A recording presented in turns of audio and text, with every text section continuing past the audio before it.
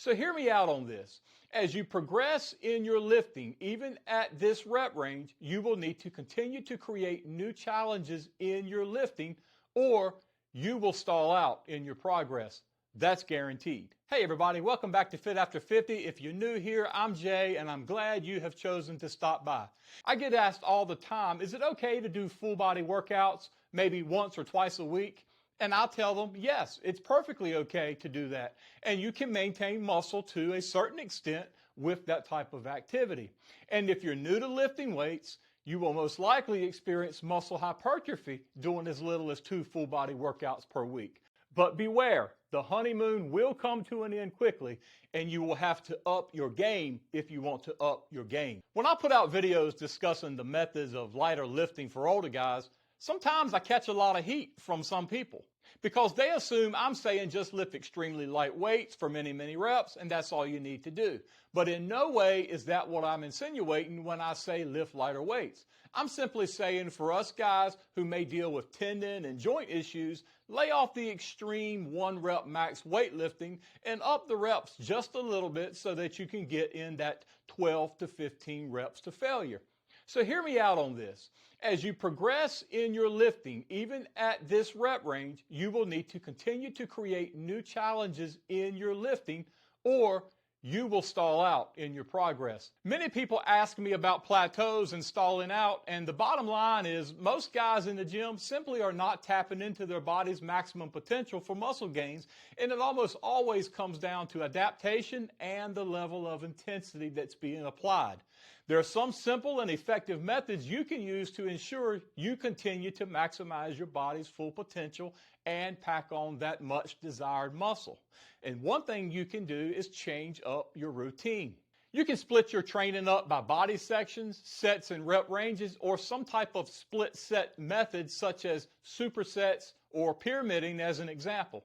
Whatever you do, I strongly encourage you to sit down and develop a 6-week training program that you'll enjoy, but that will also give you what you need to be fully effective. We're all in this for different reasons, and that means we must approach it differently. My point is, your workout plans should be designed around your goals. Some of you tell me you're happy just maintaining the muscle that you have, while others of you tell me you want to beat the odds of aging and gain as much muscle naturally as you possibly can. So, with goals in mind, it's really up to you to decide how you want your workout program to look. So take the time to write a new workout plan. In a moment, I'm going to show you the basics for writing your own workout plan, so stick around for that. But first, how can you mix up your training to perhaps improve your results? After all, knowing this will help you to write your plan. As I already mentioned, you can split up your body parts into sections and then find the number of days that best works for you that fits your schedule and allows for ample time to be able to recover. Here's just one example of how you could formulate your personal plan. Let's suppose you're currently doing 2 full body workouts per week. You could alter this plan and begin a new plan that could give you 3 workout days per week, and in those 3 days, you could further split the workouts into segments. For an example, Mondays could be an upper body vertical push and pull day. You could do pull-ups or chin-ups, incline lat pulls, or perhaps dips paired with exercises like vertical shoulder presses or military presses, and these are just some examples. You lay out your plan to fit you.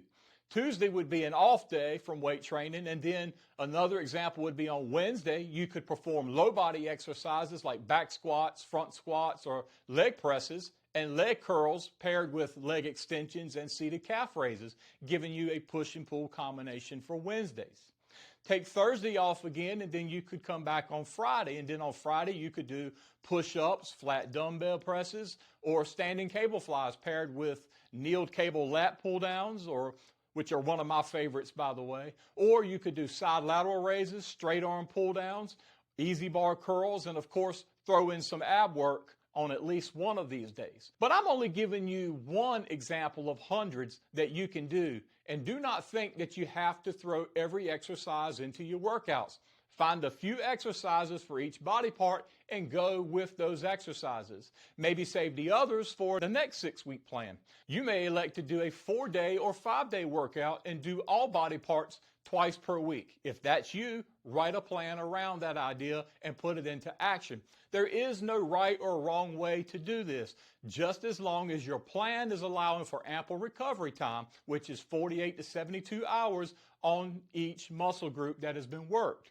If you're training with weights for the purpose of building muscle, then you are a bodybuilder. And bodybuilders must constantly be raising the bar to keep the muscles guessing and challenged. If you've been doing 4 sets of 12 to 15 with inclined dumbbell presses, try adding a set or incorporating a superset with another exercise. But always strive to keep the muscles confused and not knowing what's coming their way. Remember, as your body adapts to the weight, what used to be heavy will now become much lighter, and 12 to 15 reps will not be intense enough as it once was. Therefore, it won't be enough to challenge the muscles to promote hypertrophy. So as you make progress, you must move the weight up to continue making gains by reaching failure at 10, 12, or 15 reps at most. Here's your challenge. Sit down and write how many days per week you want to lift weights. Or maybe you want to plan your workouts by a 30-day schedule, which I often do. But let's say you want to lift 4 days per week. If those 4 days are Monday, Tuesday, Thursday, and Friday, then write that down. Once you know that information, write down which muscles or body segments you want to work on those respective days, and write down which exercises you want to do on those days. For an example, on Mondays, you might decide you want to do chest, calves, and abs, upper body, and lower body. On Tuesday, you may want to do triceps, biceps, and maybe your lower back. Then write down how many sets and how many reps per set you'd like to achieve. If you're new to weight training, you may also want to include a goal weight that you want to try to use. Now, it's important that you don't get too hung up on weight and rep ranges. Focus on the number of sets you're wanting to achieve and always find the right weight as you go through the workouts. Mechanical failure is important, and you want to reach this by 15 reps at most. Then comes tracking, which will help you adjust your plan. Track the workout and record how much weight you actually did for each exercise, how many sets and how many reps were performed to reach failure. Take this information back to the gym with you the next time you go to work out. It's very helpful. Again, by tracking your workout, you will be able to adjust your plan in the event you find the amount of weight you plan to lift is too little or too much, or maybe the reps and the sets or even the exercises just weren't suiting you. But remember, tracking is going to allow you to see your progress even if you're not seeing it in the mirror yet. If you have exercises that you are currently doing that you like and find beneficial, include those exercises into your new plan. An example would be, I like doing a form of superset combo lifts with certain exercises. One example is inclined close grip dumbbell presses. I like doing these dumbbell presses as soon as I have completed the set. Within 30 seconds, I jump on the cables and perform a set of standing cable flies.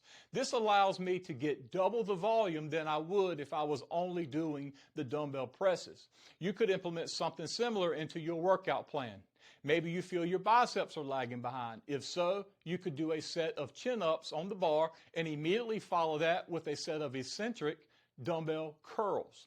Adding these types of supersets to your workout will allow you to continue doing many of the exercises you enjoy, but with a new twist which brings a new challenge to the muscles. These type lifts will completely take you into uncharted territory and the results will be great. Just remember, unless you're a seasoned lifter, be careful doing these split set exercises because they are more taxing on the body.